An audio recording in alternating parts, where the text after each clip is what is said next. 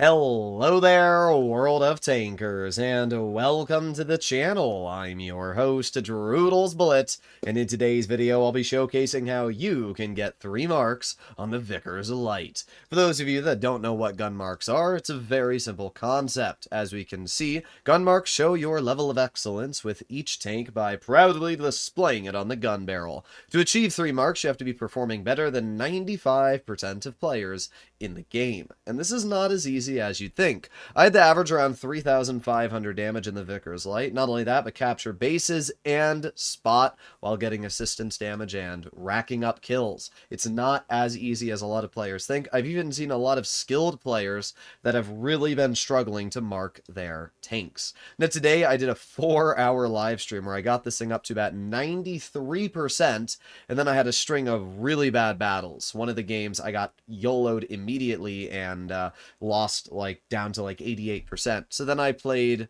a couple games off stream from that battle, and I won all of them and managed to finally get my mark on this game here, where I not only got a first class, but just kind of racked up kills, capped bases, and helped my team as much as I could. Damage is not the only thing that matters when marking your vehicle. It is also team plays. If you go for kills, if you go for base caps, it's going to be a lot more effective than going for damage. So there's plenty of players out there that are trying to mark their tanks with damage, but today I marked this one by playing as a team player. So with that being said, let's start off with the Vickers Light statistics. We'll move over to some gameplay, and I'll let you know my personal feelings on this tank. When it comes to the vehicle itself, the gun is alright. It's got 3,259 DPM, which is nice. The dispersion is pretty good. However, the on-movement dispersion of this vehicle is surprisingly See, the vehicle used to have 350 damage per shot, and when Wargaming changed its alpha to now 300, they did not make its on-movement dispersion better. So you still have the same dispersion as you did with a much larger caliber gun. Now, technically, you still deal 350 because this vehicle fires Hesh, which has 194 mils a pen and 350 damage. But at the same time, it's definitely noticeable when you're trying to shoot targets on the move. When it comes to the mobility, it's a light tank, so it goes 65 kilometers per hour, reversing at 23. And apart from that, there's really nothing else special about the Vickers Light. It is the most average light tank by far. It has average armor, it's got decent gun depression at 10 degrees, and average mobility. Now, in the next update of the game, this vehicle is getting a rather substantial buff. It's going to be sitting at 11 degrees of gun depression, and apparently it's getting a turret armor buff, which is kind of huge, but we'll have to see exactly what happens with the vehicle when those changes occur. Right now, we are going to make our way into the caves. We are on Black Goldville in this battle. I've queued up some of the replays. It took me 65 games to 3-mark this vehicle. As I said, I was getting really heated on stream, and when I got YOLO'd on one of the last games, I just said, alright guys, I gotta take a break. I played some games off camera, solo, and was able to get it almost instantly. So obviously when streaming and trying to talk with chat, you're not paying as much attention to the game, so it's always how it works. So what are we going to do here? Well, we got the enemy object 268, which we get one nice shell into, and I'm just kind of waiting here. I'm trying to capture base A, as you can see. Capturing bases is the best way to kind of influence your marking capabilities. So capturing base A is going to give me that advantage, and there you go. Now that we've got base A captured, well, I got it capped, but unfortunately the enemy BZ-75 was able to slam a shell right into me. That's not great. So far this game is, it's a rather weird one that's unfolding. But we're not doing terrible. Capturing the base and having base C captured is going to give our team a big advantage. And there you go. Nice shot on the move into the M48 Patton, putting us up to 914 damage. Okay, well, there goes the enemy object 268. So far, that shell is so unfortunate. I feel like the M48 Patton will be such an easy tank to 3-mark. I'll have to figure it out when I play it, but we'll find out. It does have one of the higher XP requirements, but at the same time, it's also a vehicle that just dominates ridgelines. The problem with the Vickers Light I've been noticing in the current meta is just simply the fact that it really struggles to make an influence in the games. You only have 350 damage per shot. And not only that, when the gun misses a lot of its shells, you can see I just moved the tank a little bit, and the thing's gun blooms like crazy. So you got to wait a while to, get those shots out. And then not only that, with such a low alpha damage, you do have to shoot a lot to actually start dealing damage. Basically, every other light tank, medium tank, whatever it is, isn't scared of you. They just crap on you. And even though you have decent DPM, you don't have any more damage per minute than any other light tank, right? I mean, a T100 LT has 3,400 DPM. This tank has 3,200. The WZ-132-1 has more DPM. So when you add the fact that most of the light tanks feature more DPM, and then also the fact that this tank is very reliant on Hesh, which can be derpy at best, it's tricky. It's definitely tricky. So we're going to aim in a Hesh shell on the back of this TVP. We get a nice 359 damage shot. Then I'm going to aim in one more. Boom. Taking the TVP right out of the game. Okay. Well, we're up to 2,300 damage now. We have the 116 F3. We get a nice 307 damage shot. And boom. Okay, another nice shell. One of the nice things about having Hesh is when a vehicle uses reactive armor, you can just load Hesh and go right through the reactive, which is really, really nice. It's actually amazing to be able to just ignore the reactive. So we got the E4. There's a nice 300 damage shell into that player. Then we have the 116 F3 who's going to try and push my 183. So I got a pen into that player, bringing them down to a one-shot. But god, 274. Just feels so lousy. So I'm going to try and shoot the BZ-75. There you go. Nice shell into the BZ. That's going to bring the BZ close to a one-shot for me. I'm going to aim it on their side, and I get tracked, which stops me from backing up. And the BZ rolls me for 670. But the good news is that we still kill the E4. We're going to load in a high explosive on the roof of this player.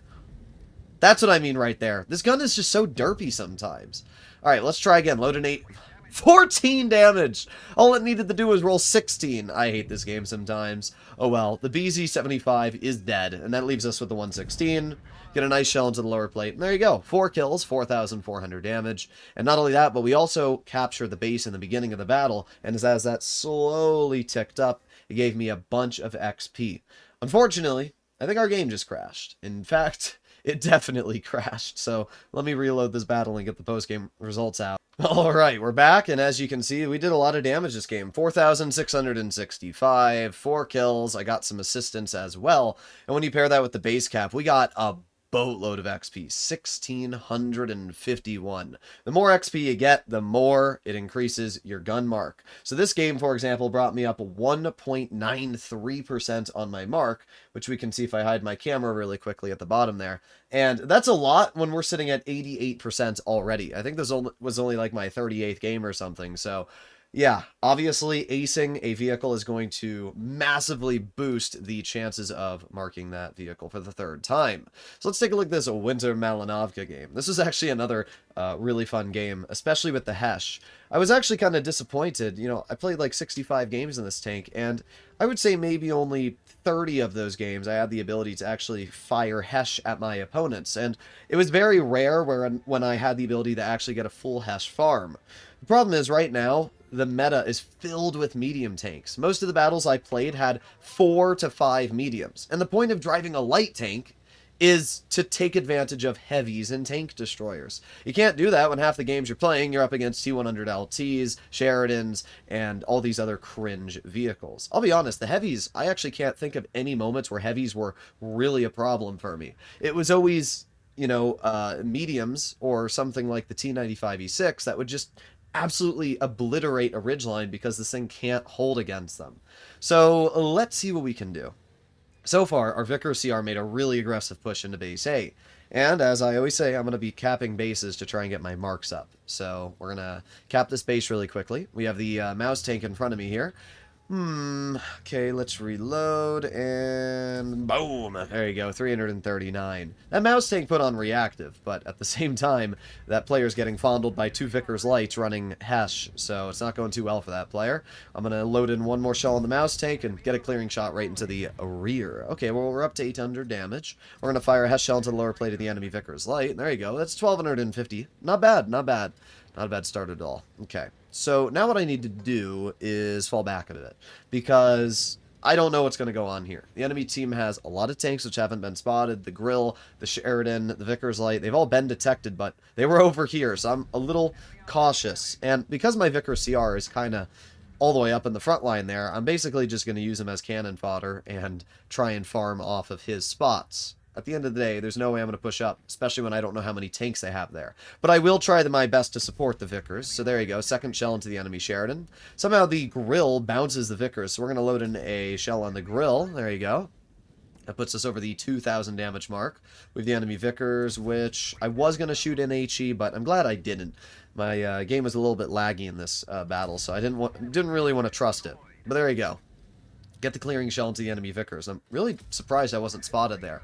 One of the things about the Vickers Light is it actually has rather mediocre view range. It's a bit of a bummer, but it used to have the most view range in Tier 10, believe it or not. But now the Vickers Light features pretty average view range for the light tanks class. The 132-1, the T100LT, and the Balshot T125-ton can all outspot the Vickers. You might say, well, doesn't the T100 have the same view range? It does, but the difference is that the T100 has, 10% more camo, so it's still a big advantage for vehicles like the T100. Even the Sheridan outspots the Vickers, so when it comes to the light spotting capabilities of this tank, it's definitely a bit of a bummer.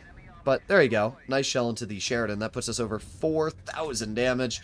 And all we have left is the Object 752. So we're going to get one shell. We're going to load a high explosive. There you go. Nice 350. Somehow our Vickers manages to bounce the rear. I got a terrible, wow, 266? That might be the worst roll I've ever seen from a Hesh in my life. But we did 5,277 damage. We racked up 5 kills, and we captured a base. So this is like the dream scenario when playing in a vehicle and trying to mark your tank. Once again, it appears our game has crashed. Wargaming, please fix Blitz. Okay, back into the game again. We ended up dealing 5,300 damage, killing 5 tanks, and not only that, getting ourselves an ace. This was another really good game for the Vickers Light, and it really showcases when this vehicle starts to be really good. When you're able to penetrate those Hess shells like we did in this game, ripping apart the 7.52, the mouse tank, the enemy Vickers Light, even the grill, it feels fantastic, and you can get out crazy good farms. Unfortunately today, there just weren't that many situations where we were able to get those farms out. For example, this game here on Himmelsdorf was one of the fastest battles I've ever seen in Blitz. It's a 2-minute replay, and that's not mentioning that most games don't start exactly on the 2-minute mark. We can see that it's already been 16 seconds into this 2-minute replay, and we still haven't even fired our first shot. So from when the first damage starts, it's about... let's keep going, and there you go. So that's the first damage, 28 seconds into the replay. So basically this battle lasted 1 minute and 30 seconds, start to finish. And when you get games like this, it's obviously just really tricky to farm damage. And you're going to notice that things go south really quickly in this battle. So I got 1 shell into the Caro, 2 shells into the Caro, and I'm going to put on my Reticle Cali, and there you go, a 3rd shell into the Caro. That's 900 damage. Pretty good. All right. Well, I'm just going to chill here and woo. Okay, that's not good. That's not good. That's not good. I'm going to back up, and I managed to track the Sheridan. It looked like I didn't see the Sheridan there, but in the actual live stream, the Sheridan had rolled around the corner. Then I load an HE on the Sheridan's turret, taking off almost all of their health, and boom, clearing them out of the game. Now we can see the enemy FE2 and 5B and E5 are trying to YOLO my Progetto. So I get a nice 400 damage shell into that player. Now I was thinking to myself at this point, this game's over. But then I looked back and I was like, wait a second, it's not, I'm not dying. We're actually totally fine. Yeah, I thought I was cooked at this moment, but it turns out that we're actually doing pretty good here. Now I'm still glad that I fell back, because that 1-2-1 would have been an absolute pain in me booty to fight. And by the way, that shell missing was complete bogus, but oh well, 1-2-1 gets full health hammer act, which absolutely sucks. I'm happy I've not gotten Hammer Act yet, but at least because I tracked the 1-2-1, I got all of that assistance damage. And then I tracked the 2 and 5B, so we get some more assistance here, and let's kill the 2 and 5B, nice. So we're up to 2,700 damage dealt, 3,080 assisted, wasn't able to get the final shell, but hey, 3,080 assistance damage is still pretty dang good. If you combine that with the 2,700 I did, that's a lot of damage combined. Great. Game crashed again. I don't know what's going on with Blitz, but it's not doing a good job.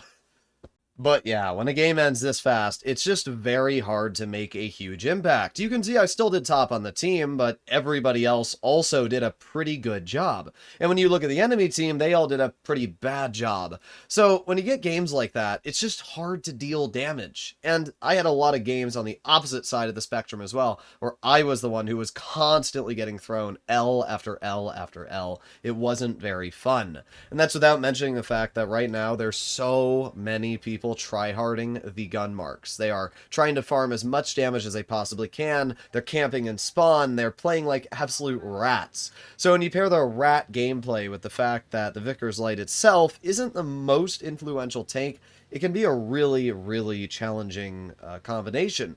But at the end of the day, the Vickers did put out some decent games, as you've seen so far. This here is the last battle we'll show. We're going to get a nice tracking shell into that T-62A. And let's see, what are we going to do? Well, I can tell you I'm trying to capture this base. Normally, I don't care about base capture and supremacy because I don't care about XP, I care about damage. But because marking your tanks is based off of XP and not necessarily damage, I'm focusing more on capping bases than anything else. So we have the enemy Vickers Light, which we get a nice 336 damage shell into, and we'll reload again. Boom. Another 302. Okay, that's not too bad. We're going to aim it on the rear of the 62A, get a nice high explosive, and we're going to aim in one more. Come on. Okay, nice. It was a low roll, but a pen's a pen. Okay, well, what do we have next here? We got the Hori and the 57 Heavy in the spawn. Okay, we got the VK-72. There's a lot left on the enemy team, but we're going to try and take this Hori out. So I'm going to aim it on the lower plate. Nice. Pretty lame roll, but I'll take it. It's just so tragic watching like a 280 roll at tier 10. I cannot pen that Hori anywhere. They tried to do the classic 40%er snap. Didn't work for them. Get a nice shell into the 57 Heavy though. Alright, let's back up. And I can't pen the 57 turret. By the way, the 57 Heavy next update is getting a turret armor buff. Yeah, I can't pen the turret, so I can only pen him when he's exposing his hull here. 57 shooting at my teammate instead of me, and my teammate, I'm assuming, is going to get the clear. Nice, they do. Okay, so now we're going to push up on the Hori. Let's aim it on the side. Boom, nice. 309, that's not very nice. I guess it penned, so it's better than nothing, and our 4005 gets the clear. Well, we got the Rhino. You can see there, nice max roll for 375. You'll see here a good example, though, of, like, where the gun on this tank feels kind of mediocre. So far, we've shot the Rhino 2 times, and the Rhino shot me 2 times. We get another nice shell into the Rhino, but, like, already the Rhino has another shell loaded, and that misses. So, you add this all together, and the Rhino's actually winning this trade pretty much quite a lot. Now, we did actually manage to bring the Rhino down to less health, and we get another shell into the Rhino for another 320 reload. Dang it. Even with my adrenaline running, we still weren't able to get that final clearing shot. But we're up to 4,700 at this point. The DPM is still very nice on the Vickers Light, and it does allow you to get out pretty good damage. So we got the VK-72. There you go. Nice shell. 240? Oh my god. That is actually the worst thing ever. Okay, let's try again. We load a high explosive. That's better. 438 max roll. I'll take it. That puts us over 5,400 damage now. And I'm going to try and get one more shell into the VK-72 before the game ends. Boom! 344, giving us an almost 6,000 damage battle. Not too bad at all. We didn't get many kills this game, but we still had a pretty solid result. Oh wow, my game didn't crash for once. Yay! But yeah, this was a really good game. We aced it, we did a lot of damage, and it brought my mark up by 6%. I mean, look at how much XP we got. 1,700, which is absolutely crazy. So yeah, today was definitely a experience in the Vickers Light. I had some really bad teams in this session today. I only went 65%, which is a stark contrast to my Minnow's 80% solo yesterday. But sometimes update teams are really bad. We did just get a new update, and usually the day after the update is when all the people are trying it out. So it's not too much of a shocker that our teams were a bit tragic. So yeah, but at the end of the day, I had a lot of fun in the Vickers Light, and you guys can let me know what you think in the comments. But yeah, hopefully you enjoyed the video, and I'll see you all in the next one. Bye-bye.